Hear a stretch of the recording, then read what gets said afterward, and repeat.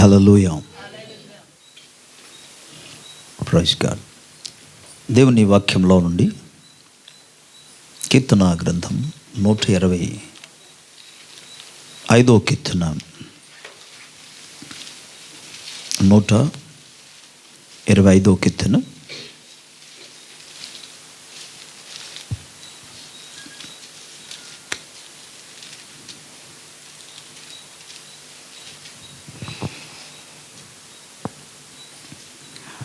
మొదటి వచనం.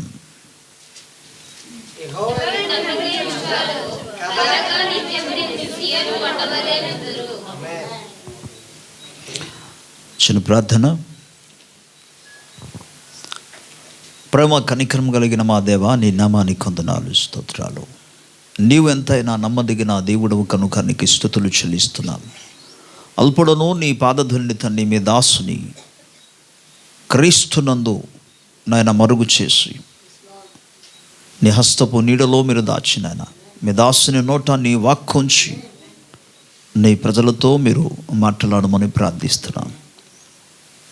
నీ ప్రజలైన మా అందరికీ నాయన వినగల చెవులు, గ్రహించగలిగిన హృదయాలు అనుగ్రహించండి.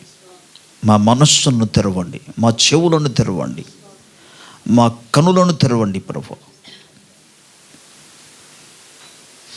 నీవంతైనా నమ్మదగిన దేవుడు కనుక నీకు స్తుతులు చెల్లించి నీ ఆత్మ సహాయమును కోరి నీ కృప మీద ఆధారపడి యేసు ప్రభు నామములో అడిగి పొందుచున్నాము తండ్రి, ఆమేన్. ప్రభుకి స్తోత్రం. ప్రభు మనకు అనుగ్రహించిన ఈ అద్భుతమైన అవకాశాన్ని బట్టి, ఈ ప్రత్యేకమైన దినాన్ని బట్టి దేవాది దేవునికి సకల మహిమ, ఘనత, ప్రభావము కలుగునుగాక. మన తండ్రి అయిన దేవుని నుండి, ప్రభు అయిన యేసుక్రీస్తు నుండి కృపా సమాధానములు మనందరికీ తోడై ఉండునుగాక. ఈరోజు కొరకు ఏర్పాటు చేయబడిన దైవ వాక్య భాగంలో ఈ 125వ కీర్తనలో మొదటి వచనములు, యెహోవా యందు నమ్మిక ఉంచువారు కదలక నిత్యము నిలుచు సియోను కొండవలే నొందురు. కదలక నిత్యము నిలిచి ఉండు సియోను కొండవలే. సాధారణముగా పొట్టులు, చెత్తలు, ఆకులు గాలికి ఎగిరిపోతాయి. ఒక్కొక్కసారి బలమైన చెట్లు కూడా పెరికి వేయబడి ఎగిరిపోతాయి. కానీ పర్వతాలు లేదా కొండలు అనేది ఎన్నడూ కూడా అది కదల్చబడదు. స్తోత్రం. కదల్చబడదు అనే పదాల్లో అర్థం ఏంటంటే, వాటి మీదికి బలమైన గాలి వీచిన ఆ కొండ మీదికి, లేకపోతే ఆ పర్వతం మీదికి బలమైన సుడిగాలి వచ్చిన లేదా తుఫాను వచ్చిన ఆ కొండ ఏమాత్రము కూడా కదల్చబడదు. అది మనం గమనించాలి. దేవుని స్తోత్రం. అందుకే ప్రభు ఇక్కడ మాట్లాడుతామనంటే, ఎవరు అసలు కదల్చబడరు అని. ఇప్పుడు కొండ, భౌతికమైన కొండ గురించి మనం చూసాం ఏంటంటే, గాలి తుఫాను వచ్చినా అది ఏమాత్రం కూడా కదల్చబడి ఎక్కడది అక్కడే స్థిరముగా నిలిచి ఉంటుంది. అయితే ఎవరు భక్తుల గురించి మాట్లాడుతేమంటాడంటే, ఎవరు అసలు కదలకుండా నిత్యముగా ఉండగలరు, వారి గురించి మాట్లాడుతూ ప్రభు వాక్యం ఏమంటుందంటే, నీతి మంతులు ప్రత్యేకంగా యెహోవాయందు నమ్మిక ఉంచువారు. స్తోత్రం. దేవుని యందు నమ్మిక ఉంచిన వారు, అల్ షదాయ్ సర్వశక్తిమంతుడైన దేవుని యందు ఎవరైతే నమ్మిక ఉంచుంటారో వారు ఎన్నడూ కూడా కదల్చబడరు. స్తోత్రం.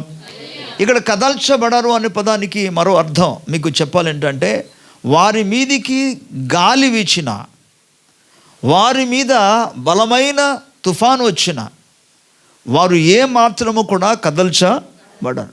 ఎందుకు అంటే వారు యెహోవాను నమ్మిక ఉంచున్నారు, యెహోవా మీద ఆయన ఆశ్రయించున్నారు. స్తోత్రం. దేవుని బిడ్డలారా, ఈనాడు అనేక మంది కదిలింపబడడానికి కారణాలు ఏంటి? కదలబడడం మాత్రం కాకుండా, కదిలింపడం మాత్రం కాకుండా అనేక మంది ఎగిరిపోతున్నారు. ఉన్న స్థలములో నిలిచిండకుండా పారిపోతారు. నీవు నిజముగా దేవునందు నమ్మిక ఉంచుంటే నువ్వు ఎన్నడూ కూడా కదల్చబడవు, అనగా నువ్వేమాత్రం కూడా భయపడవు. అందుకే 27వ కీర్తనలోనికి ఒకసారి వెళ్తాం. 27వ కీర్తన 1వ వచనం.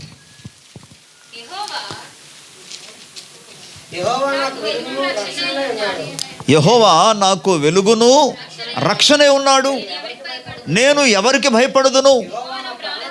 యెహోవా నా ప్రాణదుర్గము, నేను ఎవరికి వెరుతును. దేవుని స్తోత్రం. యెహోవా నాకు వెలుగును రక్షణ ఉన్నాడు, కాబట్టి నేను ఎవరికి భయపడదును, నేను ఎవరిని భయపడను అంటున్నాడు. బికాజ్ యెహోవాయే నాకు వెలుగై ఉన్నాడు. యెహోవా దేవుడే నాకు ప్రాణదుర్గమే ఉన్నాడు. ఆయన నాకు కోటగా ఉన్నాడు. కనుక నేను ఏమాత్రము భయపడను, నేను ఎవరిని భయపడను. ఒకవేళ ఒక దండే ఎత్తి, అంటే ఒక సైన్యమే లేచి నిలబడి నా రక్త మాంస నా శరీరమును తినడానికి వాళ్ళు ప్రయత్నం చేద్దామన్నా నేను ఏమాత్రము కూడా భయపడను. వారి వెదురింపులకు నేను భయపడేవాడును కాను. Because I have a trust in the lord. నేను దేవుని యందు నమ్మిక ఉంచి ఉన్నాను. స్తోత్రం, హల్లెలూయా. సో గమనించండి, దేవుని యందు నమ్మిక ఉంచిన వారు, యెహోవాను ఆశ్రయించిన వారు, వారు ఎన్నటికి వారు కదల్చబడరు. ఎలాగుంటారని లేఖనం సెలవిస్తుందంటే, వారు నిత్యము నిలిచు సియోను కొండ వలె వారు ఉంటారు. స్తోత్రం. సామాన్యమైన కొండలే నిలిచి ఉంటుంది, కానీ దేవుడు ఇక్కడ సియోను కొండతో పోల్చాడు. సియోను అనగా దేవుని యొక్క సన్నిధికి, దేవుని యొక్క ప్రసన్నతకు. సియోను అనగా దేవుని యొక్క పట్టణము, దేవుని యొక్క పర్వతము అని తెలియజేస్తుంది సియోను. అదే సమయంలో సియోను అనే పదానికి మరో అర్థం ఏంటి తెలుసా? ఇజ్రాయిల్ అనే అర్థం. ఇజ్రాయిల్ ప్రజలు. సియోను నీ దేవుణ్ణి కీర్తించి కొనియాడు అంటాడు. ఇక్కడ సియోను అనే అర్థం ఏంటంటే ఇజ్రాయిల్ ప్రజలకి, ఇజ్రాయిల్ జనాంగానికి కూడా తెలియజేస్తుంది. సరే, మనం చూస్తున్న ఈ యొక్క పర్వతాన్ని గురించి తెలుగులో మనకు కొండ అని రాశాడు, బట్ ఇంగ్లీష్ వెర్షన్లో మనం చూస్తే పర్వతం అని రాయబడి ఉంటుంది. మౌంట్ అనే పదాన్ని వాడాడు. మౌంట్ అంటే పర్వతం, హిల్ అంటే కొండ లేదా మెట్టలు. ఓకే, బట్ ఇక్కడ మనం గమనిస్తే చిన్న కొండ వల్ల కూడా కాదు, వారు పర్వతాల వలె నిత్యము కదలక స్థిరముగా వారు నిలిచి ఉంటారు. స్తోత్రం. ఎంతమంది నిజంగా నేను దేవునందు నమ్మిక ఉంచున్నానండి, నేను దేవునిని ఆశ్రయించుకొని ఉన్నాను అన్నవాళ్ళు ఎంతమంది ఉన్నారు? అలాగూ నువ్వు చెప్పగలిగితే మరి ఎందుకు చిన్న గాలి నీ మీద వీచితే ఎందుకు కదిలిపోతున్నావు? అంటే నిజంగా దేవుని యందు నమ్మిక లేదని అర్థం. పైకి మాత్రము నమ్మిక అని చెప్పడం తప్ప, నోటితో మాత్రం చెప్పడం తప్ప, హృదయమంతటితో కూడా దేవుని యందు నమ్మిక కనబట్టలే. ఇది ఇలా ఉండగా ఒక దినం రాబోతుంది, అది మరింత సమీపించింది. ప్రకటన గ్రంథంలో 13వ అధ్యాయంలో ఉన్న ఒక సంఘటన అతి త్వరలో అది జరగబోతుంది. అక్కడ క్రీస్తు విరోధిని గురించి రాబడింది. క్రీస్తు విరోధి అతి త్వరలో బయలుపరచబడబోతున్నాడు. అండ్ క్రీస్తు విరోధి కోసమే చాలామంది కనిపెడుతున్నారు. కానీ వినండి, తలబెక్కెత్తండి, క్రీస్తు విరోధి ప్రత్యక్షం అవుతాడు అతి త్వరలో, కానీ క్రీస్తు విరోధి యొక్క ఆత్మ ఆల్రెడీ పని చేస్తుంది. ఎందుకు అసలు స్వార్థకు వ్యతిరేకం? ఎందుకు క్రైస్తవుడు అంటే, దేవుని బిడ్డలంటే అన్యజనులకు అంత హేయం? ఎందుకు?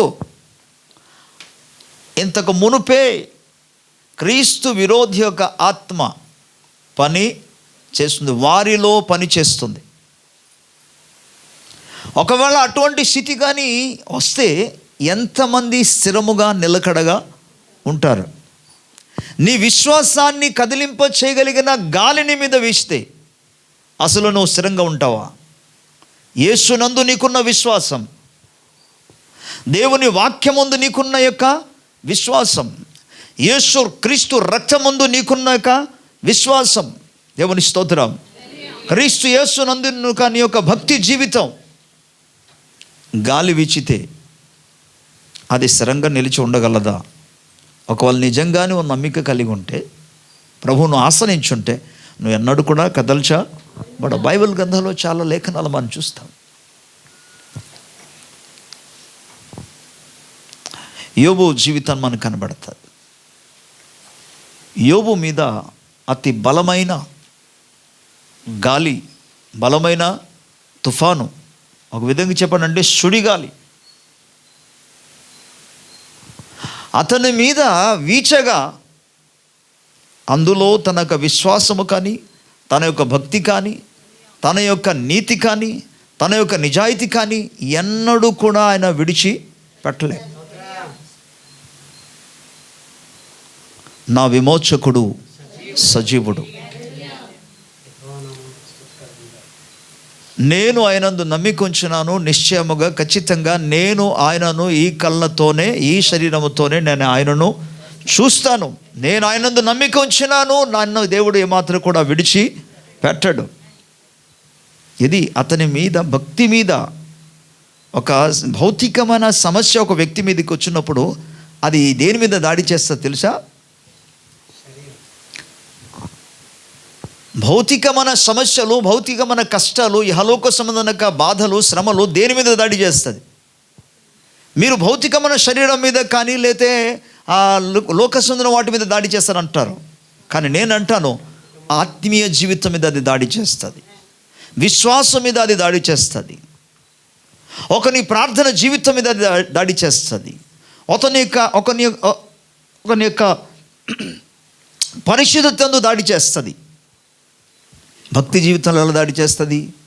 యోబు జీవితంలో జరిగింది ఆధ్యాత్మికంగా జరిగిందా లేదా భౌతికంగా జరిగిందా? అతని మీద దాడి జరిగింది ఏ కోణంలో?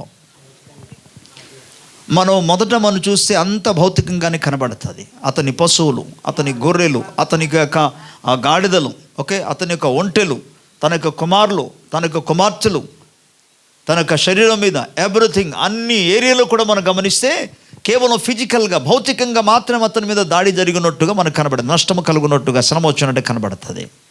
కానీ ఆ కష్టాలే, ఆ శ్రమలే అతని యొక్క విశ్వాస జీవితం మీద దాడి చేసింది.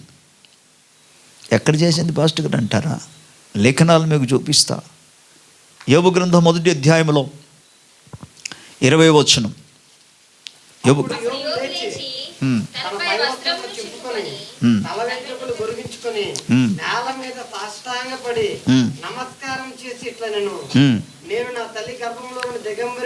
నేను నా తల్లి గర్భములో నుండి దిగంబరిన వచ్చి తిని, దిగంబరిగా మరలా తిరిగి నేను వెళ్ళదను. యెహోవా ఇచ్చెను, యెహోవా తీసుకొని పోయెను, యెహోవా నామమునకు ప్రభుకి స్తోత్రం. హల్లెలూయా. ఈ అధ్యాయంలో మనం గమనించినప్పుడు యోబు దేవుని సముఖములో ఆయన ఎంతగా మాట్లాడుచున్నాడో మన పై వచనాలు మనం చూడగలం. ప్రభుకి స్తోత్రం చెప్దాం గట్టిగా, హల్లెలూయా.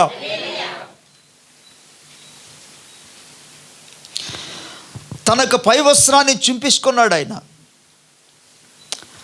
అనేకమైన బాధల్లో ఆయన ఉండినట్టుగా ఈ లేఖనాలు మనకు కనబడుతుంది. అయినా సరే ఆ స్థలాల్లో ఆయన చెప్తున్న మాట ఏంటంటే, నేను నా తల్లి గర్భములో నుండి దిగంబరునై వచ్చి తిని, దిగంబరునై అక్కడికి తిరిగి.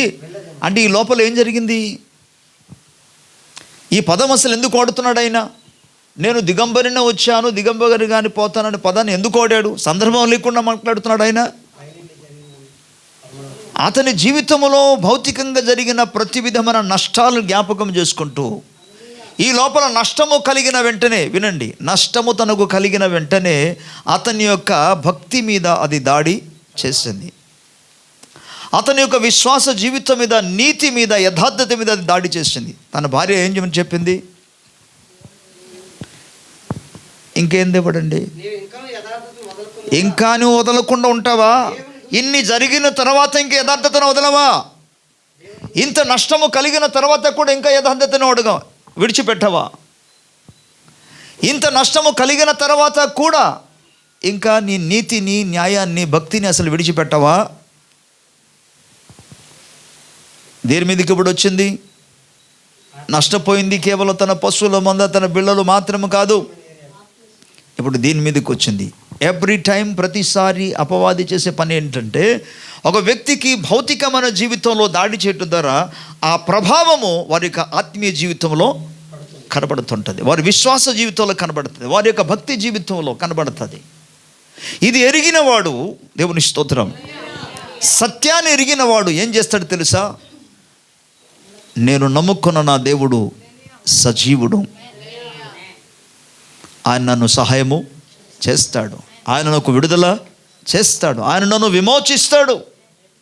ఎందుకంటే ఆయన చనిపోయిన దేవుడు కాడు, ఆయన మృతమైన దేవుడు కాడు, నా విమోచకుడు, ఆయన సజీవుడైన దేవుడు. స్తోత్రం. అందుకే నేను చెప్తున్నాను, నేను ఆయనందు నమ్మిక ఉంచినాను, నేనేమాత్రం కూడా ఈ శ్రమలో నన్ను కదిలింప చేయదు. యోబు జీవితం ద్వారా దేవుడు మనతో మాట్లాడుతున్న విషయం ఏంటి? దేవుని నమ్మిక వస్తున్నారా అంటే ప్రతి ఒక్కరు చేయి ఎత్తుతారు. ఓ యా నేను అంటే నమ్మిక వస్తున్నాను, నిజమే. కానీ దేవుని యందు నమ్మిక ఉంచిన వారు, యెహోవా యందు నమ్మిక ఉంచిన వారు, వారు కదలక నిత్యము నిలిచుండు సియోను కొండవలె వారు ఉంటారు. నీవు ఉన్నావా? నీకు కలిగిన శ్రమల్లో, నీకు వచ్చిన కష్టాల్లో, నీకు వచ్చిన బాధల్లో, నీకు వచ్చిన అవమానంలో, నీకు వచ్చిన నిందల్లో, ఆర్థికమైన ఇరుకులు, ఇబ్బందులలో, అనారోగ్య పరిస్థితులలో, అవమానాల్లో నీవు స్థిరంగా ఉన్నావా? కదలకుండా ఉన్నావా? దేవుని యందు అందుకే నమ్మిక ఉంచాలి. స్తోత్రం. నేను మాట్లాడుచున్నా, నేను ప్రకటిస్తున్న దేవుడు ఆయన నమ్మదగిన దేవుడు. తన్ను ఆశ్రయించిన వారిని ఏమాత్రం కూడా ఆయన విడిచిపెట్టే దేవుడు కాడైనా. తను ఆశ్రయించిన వారిని దాటిపోయే దేవుడు కాదు. లేదా ఇంకొక మాట చెప్పాలంటే, చేత కాని దేవుడు అయినా కాడైనా వదిలేసి వెళ్ళిపోవడానికి.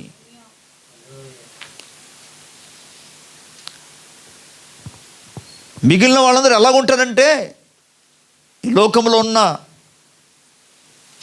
మనుషుల చేత దేవుడు అని పిలువబడిచిన అనేక మంది అతని దగ్గరికి వెళ్ళి సహాయం అడిగితే ఆయన అంటాడు, ఉండండి ఇంకొకటి దగ్గరికి వెళ్ళి అడుగుతాను అంటాడు. అక్కడికి వెళ్తే బాగుంటుంది అని చెప్తాడు. కానీ దేవుడు ఒక్కడే. దేవుని స్తోత్రం. 46వ కీర్తనలో మొదటి వచనములు అంటాడు, దేవుడు మనకు, లేదా యెహోవా మనకు ఆశ్రయమును దుర్గమునై ఉన్నాడు, ఆపత్కాలములలో ఆయన నమ్ముకొనదగిన సహాయకుడు. స్తోత్రం. అందుకే ఆ కీర్తనలో మాట్లాడుచమంటే, అందుకే భూమి మార్పు చెందినను, నడి సముద్రములో పర్వతాలను కూడా మునిగిపోయిన, వాటి జలములు ఘోషించుచు నురుగు కట్టినను, ఆ పొంగునకు పర్వతములు కదిలిపోయినా సరే మనము ఏమాత్రము కూడా భయపడము. స్తోత్రం. ఎందుకు తెలుసా? దేవుడు మనకు ఆశ్రయమునై ఉన్నాడు, ఆయన మనకు దుర్గమునై ఉన్నాడు. ఇలా మార్పు చెందుతుంది అని చెప్పినా సరే, కొండలన్నీ పర్వతాలన్నీ అల్లి ఎగిరిపోయి వెళ్ళిపోయి సముద్రంలో పడిపోతుందని చెప్పినా సరే, నేను ఏమాత్రం కూడా భయపడను. స్తోత్రం. యెహోవా యందు నమ్మికించిన వారు ఇటువంటి నిరీక్షణ కలిగి జీవిస్తాడు. దిగులు పడకూడదు. స్తోత్రం. భయపడి సాధించగలిగింది ఏమీ లేదు. చెప్పాలంటే భయపడిన ప్రతి ఒక్కరు కూడా వారు భయపడినట్లుగానే వారి మీదికి వస్తాయి. అందుకే భయపడకూడదు. ఇజ్రాయెల్ ప్రజలు 13వ అధ్యాయం సంఖ్యాకాండములో వారు భయపడినందుకు సర్వ సమాజం అందరూ కూడా ఏడ్చారు, గోలెత్తారు. ఓ ఎక్కడ చూస్తే వారు కేకలు వేశారు. వారు భయపడినట్టు దేవుడు అన్నాడు, నా చెవులలో వారు చెప్పినట్టుగానే, వాళ్ళు చెప్పింది నేను విన్నట్టుగానే వాళ్ళకి చేస్తాను అన్నాడు. అందుకే మీరు ఏం చెప్తున్నారో జాగ్రత్తగా చూసుకోండి. ఒకవేళ దేవుడు నీ విషయంలో కూడా నీవు అన్నట్టుగానే నేను చేస్తాను అన్నాడు అనుకో, ఆవిడ పరిస్థితి ఎలా ఉంటుంది ఊహించుకో. అర్థమవుతుందా? చాలామంది వ్యక్తిగతంగా అందుకే మన దగ్గర ఏమి లేకపోయినా, మన చేత ఏమి కాకపోయినా, నన్ను బలపరచు క్రీస్తునందే నేను సమస్తము, ఇట్ ఈస్ నాట్ మీ, నేను కాదు, నన్ను బలపరచున వాని అందే నేను సమస్తము చేయగలను. స్తోత్రం. ఈ మాట యెహోషువ చెప్పాడు, ఈ మాట కాలేబు చెప్పాడు. దేవుడు వారి మాట ప్రకారంగానే వారికి సహాయం చేశారు. మరి అదే సమయంలో మిగిలిన వారు ఉన్నారు. మేము అక్కడికి వెళ్తే చచ్చిపోతాను బాబు, చంపేస్తాను, ఇక అంతే మన పరిస్థితుల్లో మీరు అన్నట్టుగానే చేస్తానన్నాడు దేవుడు. అందుకే సమస్యలు వస్తే అయ్యో నా పని అయిపోయింది అనవద్దు. జీవితాల్లో కుటుంబ వ్యవస్థలు కావచ్చు, ఆర్థికంగా కావచ్చు, ఆరోగ్య విషయములు కావచ్చు, ఓకే, ఏ కోణముల సమాజంలోనే కావచ్చు, ఎలాంటి సమస్యలు వస్తే ఇక నా పని అయిపోయింది అని అనవద్దు. దేవుడు ఇందులో నుండి విడిపించడానికి, ఎందుకంటే నేను ఆయనందు నమ్మిక ఉంచినాను. ఆయన శక్తి కలిగిన దేవుడు, ఆయనకు అసాధ్యమైనది ఏది లేదు, మనుషులకు అసాధ్యమైనది దేవునికి సమస్తము సాధ్యమే. స్తోత్రం. ఇలాంటి విశ్వాసపు ఆత్మ కలిగిన వాడు ఎన్నడూనూ కదల్చబడడం. స్తోత్రం కలుగునుగాక. ప్రభు గొప్ప నమ్మదగిన వాడు. సో కష్టాల్లో ప్రభునందు నమ్మిక ఉంచండి. స్తోత్రం. మీ విశ్వాస జీవితాన్ని ఏమాత్రం విడిచిపెట్టద్దు. అదేవిధంగా మీ యొక్క భక్తి జీవితాన్ని వదిలేవద్దు. మీ యొక్క యథార్థమైన జీవితం, మీ సత్యాన్ని ఏమాత్రం కూడా విడిచిపెట్టద్దు. నీతిని విడిచిపెట్టవద్దు. ప్రభుకి స్తోత్రం చెప్దాం గట్టిగా మరోసారి. హల్లెలూయా. యేసు నామానికి మహిమ కలుగునుగాక. దేవుని ప్రజలారా, అదే సమయంలో ఎవరి యందు అయితే దేవుని మాట నిలిచి ఉన్నదో వారు ఎన్నడూ కూడా స్తోత్రం. మత్తయి సువార్త 7వ అధ్యాయంలో 24వ వచనం నుండి రాయబడి ఉంటుంది. కానీ అదే సమయంలో అక్కడ ఏమన్నాడంటే, ఈ నా మాటలు విని వాటి చొప్పున చేయవాడు, వాటి చొప్పున చేయు ప్రతివాడు బండ మీద తన ఇల్లు కట్టుకొని ఉన్న బుద్ధిమంతుని పోలి ఉండును. వాన కురిసెను, వరదలు వచ్చెను, గాలి విసిరి ఆ ఇంటి మీద కొట్టెను, కానీ దాని యొక్క పునాది బండ మీద వేయబడిన గనుక అది, ప్రభుకు స్తోత్రం చెప్దాం. ఎవరైతే దేవుని యొక్క అనగా యేసుక్రీస్తు ప్రభు వారి యొక్క మాట ప్రకారముగా ఆ మాట యందు నమ్మిక కలిగి వాటిని అనుసరించి జీవిస్తారో అటువంటి వారి మీదికి తుఫాను లేచిన, ఇక్కడ చూడండి, మొదట మనం చూస్తున్నాం ఏంటంటే వాన కురిసింది, వరదలు వచ్చాయి. వాన వర్షం వచ్చేసిందండి. 1 గంట అయిన తర్వాత, 2 గంటలు అయిన తర్వాత, 3 గంటల తర్వాత, 4 గంటల వరకు కూడా కంటిన్యూగా అలాగే ఇంకా వర్షం పడుతూనే ఉంది. అది కొంతకాలానికి, కొంత సమయానికి వరదలుగా మాత్రం ఇంకా తగ్గేటట్లు లేదు. ఈ పక్కన మనం న్యూస్ ఆన్ చేసిన వెంటనే ఇంకేంటంటే పలానా ఏరియాలో మొత్తం వరదలు కొట్టేసుకొని వచ్చేస్తుందట, రోడ్లన్నీ కూడా పాడైపోతుంది, ఇలాగైపోయింది, అలాగైపోయింది అన్నారు అనుకో. కొన్ని ఇల్లులు కూడా కొట్టుకొని వెళ్ళిపోతుంది అన్నారు అనుకో. ఈ వార్త విన్న వెంటనే అందరికీ గొప్ప ధైర్యం వస్తుంది.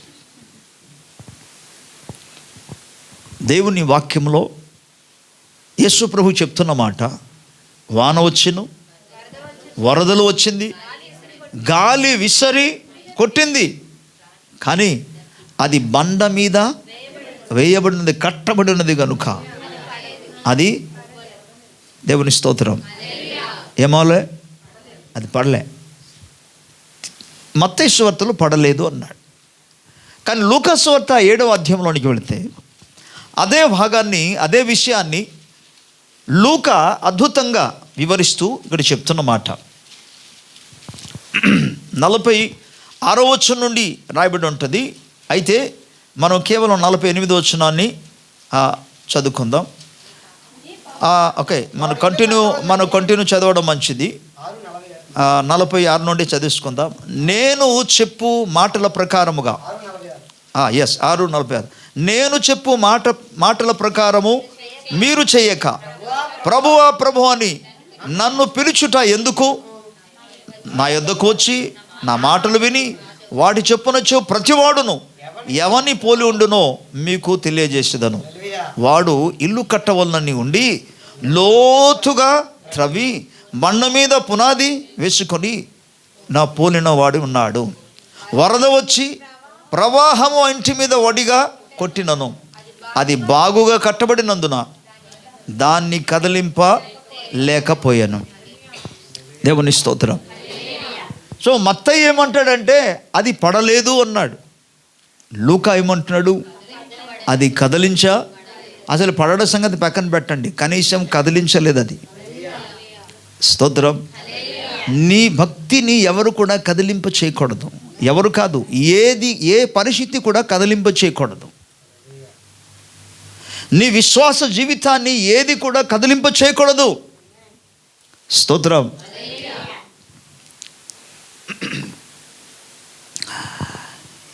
యేసు ప్రభు నీటి మీద నడుస్తూ, సముద్రం పైన నీటి మీద నడుస్తూ వస్తున్నాడు. వస్తుండగా శిష్యులందరూ చూసి, అయ్యో భూతం వచ్చింది, దెయ్యం వచ్చిందని భయపడిపోతున్నాడు. యేసుప్రభు అన్నారు, భయపడొద్దు, నేనే అన్నాడు. ఒక్క రకంగా వాళ్ళకి ధైర్యం కలిగి, అందరిలో చాలా దుడుకు అంటే తొందరపాటు ఎక్కువ. పేతురు, ప్రభు నువ్వే అంటున్నావు, మరి నువ్వు అయితే నేను కూడా సముద్రంలో నడిచినట్టుగా సెలవేమన్నాడు. అలాగా, సరే కమ్ అన్నాడు, రమ్ము అన్నాడు. దిగిపోయాడు, సముద్రంలో దిగిపోయాడు. మొత్తాన్ని దిగిపోయి నడవడం మొదలుపెట్టాడు. నిజంగానే ఆయన కూడా యేసు ప్రభు నీటి మీద నడిచినట్టుగా నడిచేస్తున్నాడు. ప్రభుకు స్తోత్రం. అద్భుతం. ప్రభు మాట ప్రకారంగా ఆయన వచ్చాడు, మొత్తానికి నడిచి వెళ్ళిపోతున్నాడు. ఈ లోపల పక్క నుండి ఒక కెరటం వచ్చింది, అలలు వచ్చాయి. ఆ అలలు ఎంత బలంగా వచ్చిందంటే తనకంటే ఎత్తుగా అది వస్తుంది. దానివైపు చూశాడు, అంతే. అది చూసిన వెంటనే తన విశ్వాసం అక్కడే ఆరిపోయింది. ఆయనలో విశ్వాసం ఎప్పుడైతే ఆరిపోయిందో అతను మునిగిపోవడం మొదలుపెట్టాడు. ఈ మునిగిపోవడం మొదలుపెట్టిన తర్వాత ఈ పాదాల నుండి ఆల్రెడీ మోకాళ్ళ వరకు వచ్చేసింది నీళ్ళు. మోకాళ్ళ నుండి ఇక నడుము వరకు కూడా రావడం మొదలు. తనకు అర్థమైపోయింది, ఇక మనం మునిగిపోతున్నారు బాబు అని చెప్పి వెంటనే కేక వేశాడు, ప్రభువా నన్ను కరుణించుము. దేవుని స్తోత్రం. యేసు ప్రభు లేఖన రాబడింది, వెంటనే అతని చెయ్యి పట్టుకొని, అల్ప విశ్వాసి ఎందుకు సందేహపడ్డావు, ఎందుకు భయపడుతున్నావు, ఎందుకు అల్ప విశ్వాసిగా ప్రవర్తించావు అని చెప్పిన తర్వాత గద్దించి మొత్తానికి మళ్ళీ దోణి మీదకి వచ్చి ఎక్కిపోయారు. దేవుని స్తోత్రం. వారు దోణి మీద ఎక్కిన వెంటనే గాలి, తుఫాను అంతా కూడా లేఖనంలో మాట్లాడబడింది, అది పూర్తిగా అణిగిపోయెను అని. గట్టిగా స్తోత్రం చెప్పాలి. ఇక్కడ మనం నేర్చుకోవాల్సిన విషయం ఏంటంటే, ముందు ధైర్యంగా విశ్వాసంతో దిగిపోయాడు, నడిచేశాడు కూడా. కానీ ఏమొచ్చింది, అతడు గాలిని, ఆ యొక్క కెరటాలను, అలలను చూసిన వెంటనే వాడు భయపడ్డాడు. గాలి నిన్ను ఏమాత్రం కూడా కదలింప చేయకూడదు. తుఫానులు లేతే ఏమాత్రం కూడా, అలలు నిన్ను ఏమాత్రం కూడా కదిలింపకూడదు. 41వ అధ్యాయంలో యెషయా గ్రంథంలో ప్రభు మాట్లాడుతేమంటే, యాకోబు నీవు నా సేవకుడవు, నేను నిన్ను విమోచించి ఉన్నాను, నీవు నా దాసుడవు అని అలాగ మాట్లాడుతూ వెళుతూ ఏమన్నాడంటే, ప్రభుకు స్తోత్రం చెప్పాలి గట్టిగా, హల్లెలూయా. భయపడకము, నేను నీకు తోడై ఉన్నానంటూ, నీవు జలములలో బడి దాటినప్పుడు నేను నీకు తోడై ఉందును. స్తోత్రం. నదుల బడి నువ్వు వెళుచున్నప్పుడు అవి నీ మీద పొర్లి పారవు, నీవు అగ్ని మధ్య నడిచినప్పుడు నీవు ఏమాత్రం కూడా కాలిపోవు. స్తోత్రం.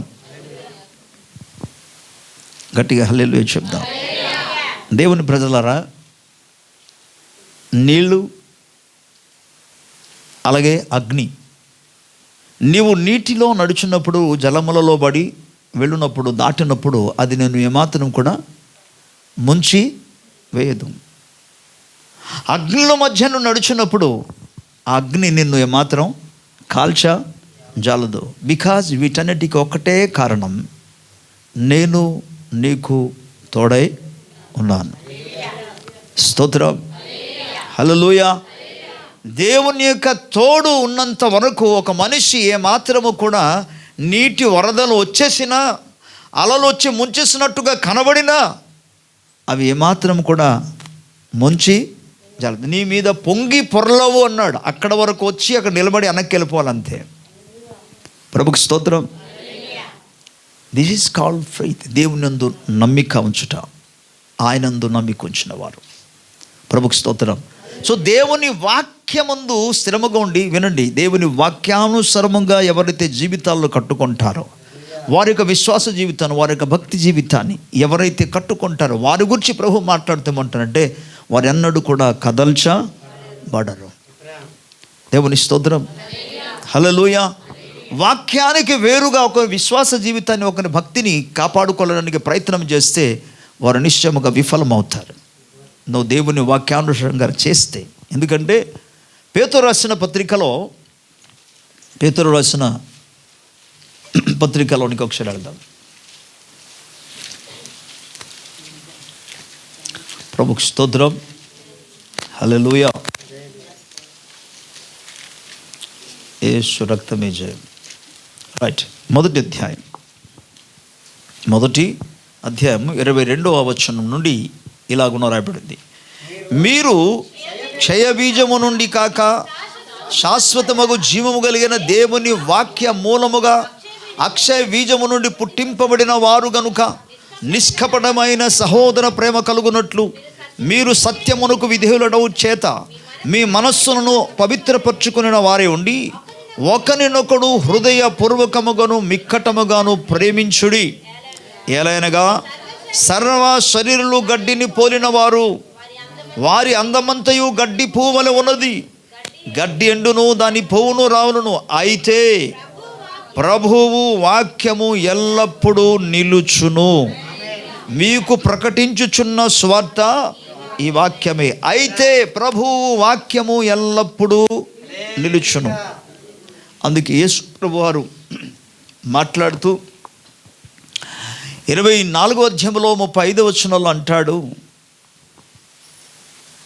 భూమియు ఆకాశమును గతించును కానీ నా మాటలు ఏమాత్రము కూడా, ఎందుకంటే అది స్థిరమైనది. స్తోత్రం. మీ యొక్క కష్టకాలంలో స్థిరమైన దేవుని వాక్యమును ప్రకటించండి. స్తోత్రం. మీ యొక్క బాధలలో, ఇరుకుల ఇబ్బందులలో దేవుని స్థిరమైన వాక్యమును ప్రకటించండి. అనారోగ్య సందర్భాలలో దేవుని స్థిరమైన వాక్యమును ప్రకటించండి. స్తోత్రం. ఒకవైపున లోకము, ఒకవైపున శరీరము, ఒకవైపున స్థితిగతులను కూడా మాట్లాడుతుంది. ఏమని? నీకు ఏదో అయిపోయింది, నువ్వు తప్పకుండా డాక్టర్ దగ్గరికి వెళ్ళాలి, వెంటనే వెళ్ళి స్కానింగ్ తీయాలి, స్కానింగ్ తీయకపోతే ఏదో ఒకటి జరిగిపోద్ది మాట్లాడుతుంది. నీవు స్థిరమైన దేవుని వాక్యాన్ని ఆ టైంలో ఎత్తి పట్టుకోవాలి. స్తోత్రం. ఎన్నడూ అనారోగ్యం వస్తుంది, అనారోగ్యం పోతుంది, కానీ దేవుని వాక్యము మాత్రం నిత్యము. సమస్యలు వస్తుంది, పోతుంది, దేవుని వాక్యము నిలిచి ఉంటుంది. స్తోత్రం, హల్లెలూయా. ఓకే, ఇరుకులు ఇబ్బందులు వస్తుంది, పోతుంది, కానీ దేవుని వాక్యము స్థిరముగా నిలిచి ఉంటుంది. అందుకే స్థిరమైన నిలకడగా ఉండే దేవుని వాక్యమును ఆ టైంలో ఎత్తి పట్టుకోవాలి. స్తోత్రం. అందుకే speak the word of God, దేవుని వాక్యాన్ని ప్రకటించండి. ఇక్కడ వాక్యం ప్రకటించంటే ఒప్పుకోలు చేయాలి. ప్రకటించు అనే పదానికి అర్థం ఏంటంటే ఎవరినో ఇంకొకరిని చెప్పమని కాదు. ఇక్కడ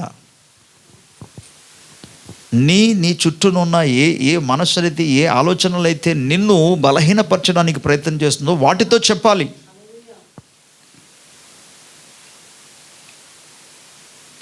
నిశ్చయముగా అతడు నా రోగములను భరించుకున్నాడు, మా వ్యసనములన్నీ కూడా ఆయన వహించాడు. ఆయనను మొత్తబడిన వానిగాను, దేవుని చేత బాధింపబడిన వానిగాను, శ్రమ నొందిన వానిగా ఎంచితిమి. మన అతిక్రమ క్రియల కొరకు ఆయన గాయపరచబడ్డాడు, మన దోషముల కొరకు ఆయన నలగొట్టబడ్డాడు. మన యొక్క సమాధానమైన శిక్ష అతని మీద మోపబడినది. అతడు పొంది ఉన్న దెబ్బల చేత నాకు స్వస్థత కలిగి ఉన్నది. స్తోత్రం. పిల్లల స్థిరమైన నిలకడగుండే దేవుని వాక్యమును చేత పట్టుకొని ప్రకటించాలి. స్తోత్రం. ఇరుకులు ఇబ్బంది సందర్భాలలో దైవ వాక్యాన్ని మళ్ళా పట్టుకొని ఆయన నా కోసం ఏం చేయబడ్డాడు? దారిద్రునిగా చేయబడ్డాడు. ఎందుకు? తన దారిద్ర్యత వలన మనము ధనవంతులు కావాలని. అంతేకాదు, దేవుని వాక్యం రాయబడింది, నా దేవుడు ప్రతి అవసరతలో తన యొక్క మహిమ ఐశ్వర్య చొప్పున ఆయన తీరుస్తాడు. యెహోవా నా కాపరి, నాకు లేమి కలుగదు. స్తోత్రం. పశ్చిక గల బయళ్ళలో ఆయన నన్ను పరుండ చేస్తాడు, శాంతికరమైన జలమిద్ద ఆయన నన్ను నడిపిస్తాడు. తన నామను బట్టి నన్ను నీతి మార్గం నడిపిస్తాడు. నా ప్రాణాన్ని ఆయన సెదదీర్చుతాడు. నా శత్రువులు ఎదుట నాకు భోజన బలను ఆయన సిద్ధపరుస్తారు. పరిశుద్ధాత్మ తైలముతో నన్ను అభిషేకిస్తాడు. ఆయన అభిషేకించగా నా గిన్నె నిండి పొర్లుతుంది. స్తోత్రం. నేను బ్రతుకు దినములన్నీ కూడా కృపాక్షేమములన అంటవచ్చును. నేను చిరకాలం యెహోవా మందిరములోనే నివసించేదను. స్తోత్రం. స్థిరమైన దేవుని వాక్యాన్ని చేత పట్టుకొని దాన్ని ప్రకటించండి. దాని పరిస్థితులలో గొప్ప మార్పు అనేది నువ్వు చూస్తావు. నీవు అక్కడే నిలిచి ఉంటావు, కానీ నీ మీదికి వచ్చిన ప్రతికూల పరిస్థితి అంతా కూడా పటాపంచలు అవుతుంది. వాక్యానుసారంగా జీవితాన్ని కట్టుకోండి, బ్రతుకులను కట్టుకోండి. ప్రభుకు స్తోత్రం చెప్పాలి గట్టిగా. హల్లెలూయా, హల్లెలూయా. పిల్లరా, అదేవిధంగా దైవ వాక్యాన్ని మనం చూసుకోగలిగితే ఇలాగూ చేసిన వాడు ఎన్నడూ కూడా కదల్చబడడు. ఇదే లేఖన భాగంలోనికి మనము వెళదాం. పేతురు రాసిన 2వ పత్రికలోనికి వెళ్దాం. 1వ అధ్యాయంలో నేను చదువుతాను ఈ వచనాలన్నీ కూడా. 5వ వచనం నుండి ఇలాగ రాయబడింది. ఆ హేతువు చేతనే మీ మట్టుకు మీరు పూర్ణ జాగ్రత్త గలవారే మీ విశ్వాసమునందు సద్గుణమును, సద్గుణమునందు జ్ఞానమును, జ్ఞానమునందు ఆశానిగ్రహమును, ఆశానిగ్రహమునందు సహనమును, సహనమునందు భక్తిని, భక్తి యందు సహోదర ప్రేమను, సహోదర ప్రేమయందు దయను అమర్చుకొనుడి. ఇవి మీకు కలిగి విస్తరించినడలా అవి మన ప్రభువు అయిన యేసు క్రీస్తును గూర్చిన అనుభవ జ్ఞాన విషయములు మిమ్మును సోమరులైనను నిష్ఫలనైనను కాకుండా చేయును. ఇవి ఎవనికి లేకపోవునో వాడు తన పూర్వ పాపములకు శుద్ధి కలిగిన సంగతి మరిచిపోయి గుడ్డివాడును దూరదృష్టి లేనివాడు అగును. అందువలన సహోదరులారా, మీ పిలుపును ఏర్పాటును నిశ్చయము చేసుకుంటకు మరీ జాగ్రత్త పడుడి. మీరిట్టి క్రియలు చేయవారైతే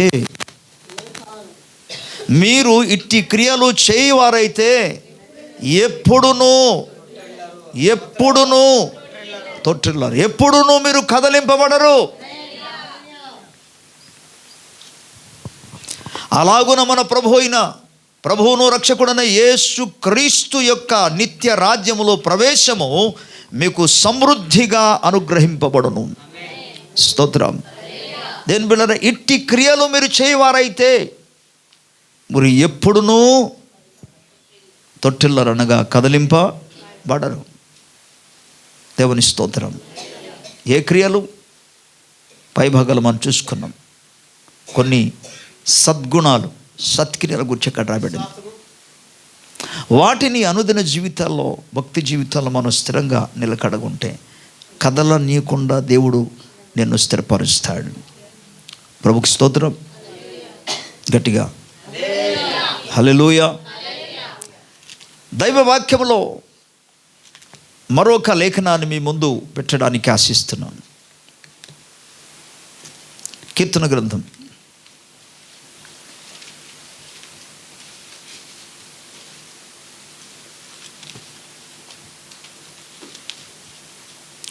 112వ కీర్తన.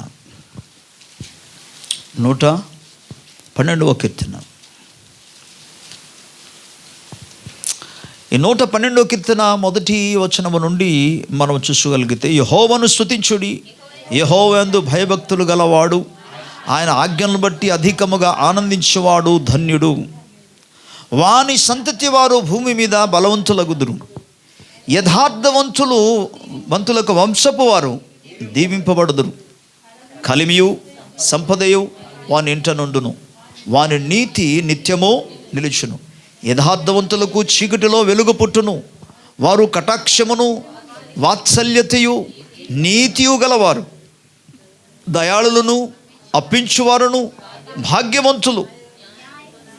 న్యాయ విమర్శలో వారి వ్యాజ్యము గెలుచును. అట్టివారు ఎప్పుడునూ కదలింపబడరు. నీతిమంతులు నిత్యము జ్ఞాపకములు ఉందరు. ప్రభుకి స్తోత్రం.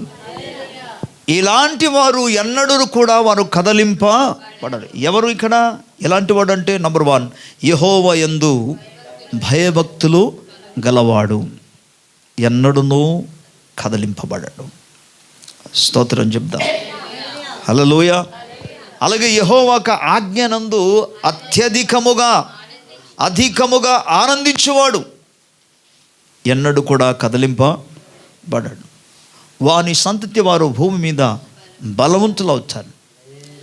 మరో పాయింట్ చెప్పాడంటే యథార్థవంతులు ఎన్నడూనూ కదిలించబడరు. మోసం చేసిన వాడు, అబద్ధం చేస్తూ అలాగా నటన చేస్తున్న వాళ్ళు కొంతకాలం వరకు ఉంటాడు ఆయన. కానీ ఒక్కసారిగా తన యొక్క మోసం బయటపడింది అనుకోండి, ఏమవుద్ది? వాడు నిలిచి ఉంటాడా? అది కదిలించబడమే కాదు, వాడు పెరికి వేయబడి పారివేయబడతాడు. అది ఆఫీస్ కార్యాలయం అనుకోండి, ఆ స్థితి నుండి పూర్తిగా అతన్ని తీసి తొలగించి ఇక అతన్ని పంపివేస్తారు, వెళ్ళగొట్టబడతాడు. బైబిల్ గ్రంథంలోకి చాలా స్థలాలు మనం చూస్తాం. అనేక మంది తీసివేయబడ్డారు. ప్రత్యేకముగా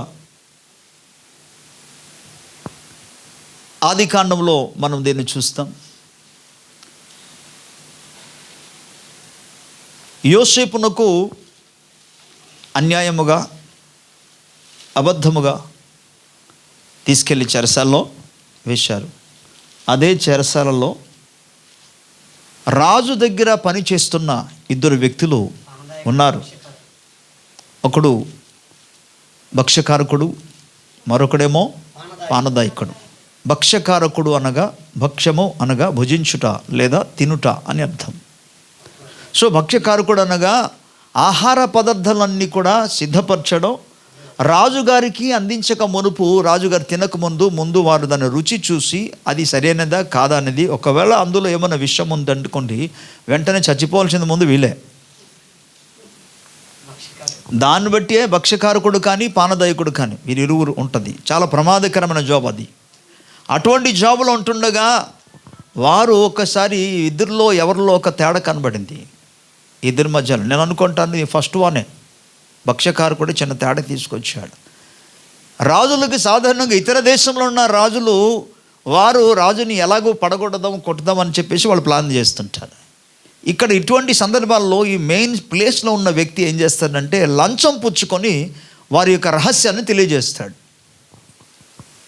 అలాంటి వాటిలో రాజుగారిని చంపడానికి ప్లాన్ చేసిన వాడు ఒకడు ఉన్నాడు. అతను ఎవడంటే భక్ష్యకారకుడు. మొత్తానికి రాజుగారికి తెలిసిపోయింది.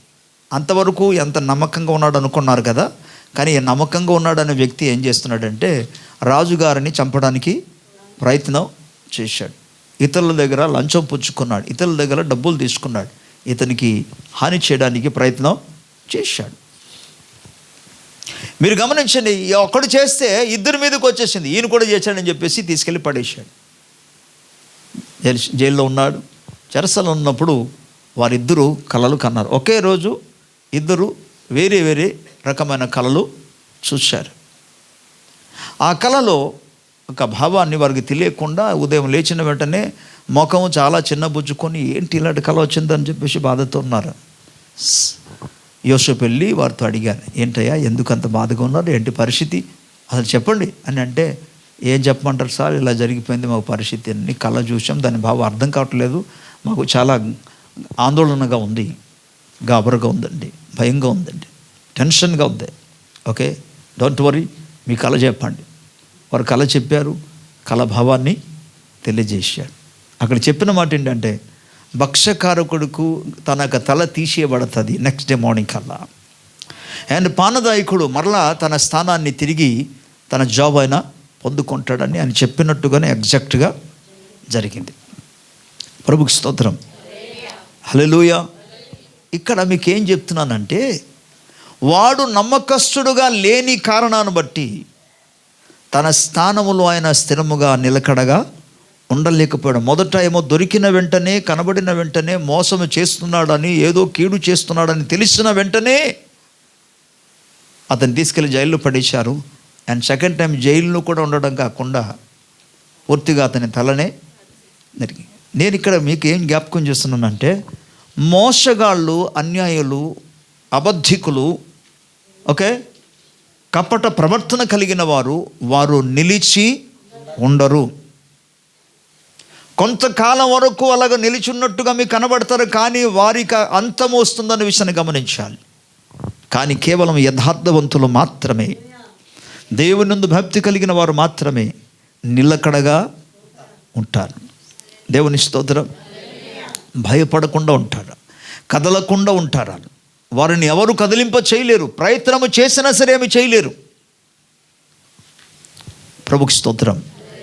అండ్ మరలా మనం చూసుకోగలిగితే వాళ్ళు ఎటువంటి వారంటే, వారు దయాళులను, యథార్థవంతులకు చీకట్లో వెలుగు పుట్టును, వారు కటాక్షమును, వాత్సల్యతయు, నీతియు గలవారు. కటాక్షము, వాత్సల్యత, నీతి. అండ్ 5వ వచనములో దయాళులను, అప్పిచ్చువారును భాగ్యవంతులు. స్తోత్రం. మరలా చెప్తున్నాను, వారు కటాక్షము, వాత్సల్యము, నీతి, దయాళు, ఇవన్నీ వీరు కలిగి ఉంటారు. స్తోత్రం. హృదయాన్ని అన్నడు కూడా కఠిన పరచకూడదు. నీ చేత నైతే, నీ చేత చేయగలిగితే ఇతరులకు సహాయం చేసే విషయంలో అన్నడు కూడా వారు బాధలో ఉన్నప్పుడు, విశేషముగా వారు కష్టంలో ఉన్నప్పుడు, వారు భయంకరమైన ఇరుకులు, ఇబ్బందులు ఉన్నప్పుడు, నెవర్ ఫర్గెట్ దెమ్. వారిని తృణీకరించొద్దు, వారిని బాధ పెట్టద్దు. అన్నట్టు కూడా బాధ పెట్టుకోడు. స్తోత్రం. హల్లెలూయా. వారిని బాధ పెట్టకుండా నువ్వు స్థిరంగా నిలిచి ఉండాలి. ఇంకో చూడండి, ఇక్కడ వారి దయాళులను అప్పిచ్చు, వారిని భాగ్యవంతులు, న్యాయ విమర్శలో వారి వ్యాజ్యము గెలుచును. అట్టి వారు ఎప్పుడునూ కదలింపబడడు. స్తోత్రం. నువ్వు నీతి కలిగి జీవిస్తే ఒక దినం నా నీతి అనేది ఎవడో పైన ముందు ఏది సాక్ష్యం చెప్పేస్తే అదే కదా, అది కరెక్ట్ అనుకుంటారు. కానీ కొంతకాలం అయిన తర్వాత ఆ సత్యం బయటకు వస్తుంది. అప్పుడు ప్రజలందరూ కూడా ఎవరైతే నింద మోపుతాడో వారిని నాలుగా ఖర్చుకుంటూ వాళ్ళు అంటారు, అయ్యో అనవసరంగానే ఈ వ్యక్తి మీద నేను ఇలాగ అనుకున్నాను, కానీ చెప్పాలంటే అసలు ఆ ముందు ఉన్న వ్యక్తియే మోసగాడండి అని అప్పుడు మాట్లాడతారు. ఎప్పటికైనా సత్యం బయటికి వస్తుంది. సో నీతి, యథార్థత అనేది, అలాగే కనికరము, వాత్సల్యము. దేవుని స్తోత్రం. ఈ దినాన్న నువ్వు చేసిన ఏ మంచి కార్యము, ఏ నీతి కార్యమైనా సరే వినాలి. ఎవరు చూడకపోవచ్చు, కానీ దేవుడు చూస్తున్నాడు కదా. దేవుడు దానికి తగిన ప్రతిఫలము, బహుమానం ఇస్తాడు కదా. ప్రభుకి స్తోత్రం. అందుకే ఎవరు చూచినా చూడకపోయినా, ఇంకో మాట, ఎవరు మెచ్చినా మెచ్చకపోయినా, ఇక పొగడతల గురించి ఎందుకులే, మెచ్చినా మెచ్చకపోయినా నీవు యథార్థంగా జీవించాలి. నీ యథార్థత అనేది నిలకడగా ఉంటుంది, నీ నీతి నిలకడగా ఉంటుంది. దేవుని స్తోత్రం. అందుకే యథార్థవంతులు, యెహోవాను నమ్మికొంచిన వారు, యెహోవాను ఆశ్రయించిన వాడు, వారు కదలక నిత్యము నిలిచుండు సియోను కొండవలే ఉంటారు. దేవుని స్తోత్రం. ఈ రీతిగా దేవుని యొక్క వాక్యంలో మనం నేర్చుకున్న ప్రతి ఒక్క వచనాన్ని మన యొక్క జీవితాల్లో మనం నెరవేర్చబడగలిగినప్పుడు, దేవుని బిడ్డలారా, మనం అన్నడు కూడా శత్రువే కదిలిపోతాడు, శత్రువు తొలగిపోతాడు. దేవుని స్తోత్రం. నువ్వు స్థిరంగా ఉంటాడు. ఎంత అద్భుతమైన మాట ఇది. వాడు ఎన్నడూనో లేదా ఎప్పుడునో కదలింపబడ్డాడు, స్థిరముగా ఉంటాడు. ఆమేన్. ప్రభు ఈ వాక్యం మనందరి వెనుకల్లో ఆస్వాదించునుగాక. కళ్ళు మూసుకొని ప్రార్థన. హల్లెలూయా. Thank you Jesus. నీకు అందరూ కూడా కళ్ళు మూసుకొని ప్రార్థన చేయాలి. ప్రతి ఒక్కరు కూడా కళ్ళు మూసుకొని ప్రార్థన చేయాలి. దేవుని సముఖంలో విన్న వాక్యాన్ని బట్టి, ప్రభువా, కదలక నిత్యము నిలిచుండే సియోను కొండవలె నన్ను దీవించండి. నేను నిన్ను ఆశ్రయించి నీ యందు నమ్మిక కలిగి స్థిరముగా ఉన్నట్టుగా సహాయం దయచేయున్నాడు. హల్లెలూయా. అనేక సందర్భాలలో నా మీద ప్రభు శత్రు చేసిన దాడిని బట్టి నా విశ్వాస జీవితంలో, ఆత్మీయ జీవితంలో నేను కదిలింపబడ్డా, స్థానాంతరము అనేక సందర్భాలు చేశాను. అలా కాకూడదు నాయన. నేను పర్వతముల నిలకడగా ఉండాలి. ఏ స్థితిలో కూడా నన్ను కదిలింప చేయకూడదు. అట్టి నమ్మకాన్ని నాకు అనుగ్రహించండి. అట్టి విశ్వాసాన్ని నాకు దయచేయండి. అట్టి బలాన్ని నాకు ప్రసాదించండి. దేవుని స్తోత్రం. హల్లెలూయా. యథార్థత కలిగి జీవించినట్టుగా సహాయం దయచేయండి. నీ వాక్యము చేత నా జీవితాన్ని కట్టుకోవడానికి సహాయం దయచేయండి. దేవుని స్తోత్రం కలుగునుగాక. దేవుని యొక్క వాక్యము నిరంతరం నిలిచినది కనుక గడ్డి ఎండును, సర్వ శరీరును గడ్డిని పోలినవారు ఉన్నారు. గడ్డి ఎండును, దాని పువ్వురాలను, కానీ దేవుని యొక్క వాక్యము నిలకడగా ఉంటుంది. ఆ స్థిరమైన దేవుని వాక్యమందు నిలకడగా, ఆ స్థిరమైన దేవుని వాక్యమందు మన విశ్వాసము కలిగి, ఆ స్థిరమైన వాక్యాన్ని మనకు హృదయములో మనం భద్రపరుచుకొని, ఆ వాక్యాన్ని చేత పట్టుకొని మనం జీవించే వారమే ఉండాలని ప్రభు వాక్యం సెలవిస్తాం. ప్రభుకి స్తోత్రం. యోబు జీవితంలో ఎన్ని రకాలైన శ్రమలు అతని జీవితంలో కలిగిన, తన భక్తి మాత్రం కూడా కదిలింపబడలేదు. తన యథార్థత నేను మాత్రం విడిచిపెట్టలేదు. నువ్వు యథార్థంగా జీవిస్తే ఒకవేళ నీకు నష్టము కలిగినట్టుగా కనబడినా దేవుడు దాన్ని నిశ్చయముగా యోబు జీవితం చేసినట్టుగా దాన్ని రెండొంతులుగా మరలా తిరిగి ఆయనను ఆస్వాదించి బలపరుస్తాడు. ప్రభుకి స్తోత్రం. ప్రార్థన చేసుకుందాం.